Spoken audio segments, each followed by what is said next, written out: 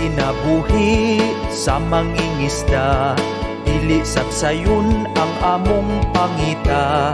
Di sa gabi magpalawod ni, kamot manglaylay sa pagsigig buksay. Usahay risko, labig magbagyo, usok ang balod, kuyaw ug malunod.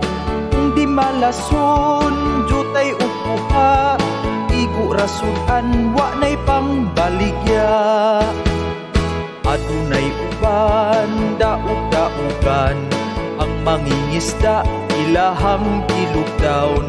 Wala lang nila nahuna-huna, ka ang among kuha ilahang gisula. Bisan pagkapoy ug delikado, apan tinarong ang among trabaho. Para ang tanan dunay masud-an, ug mahatagan pa ang among silingan.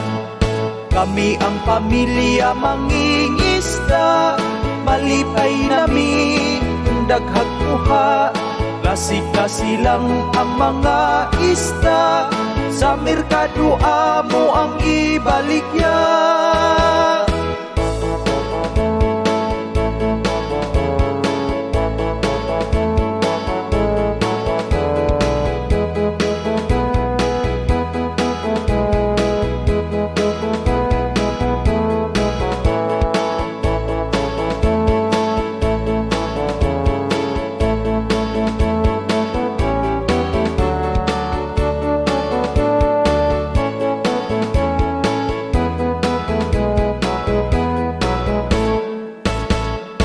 Kami ang pamilya mangingisda, malipay nami daghag kuha.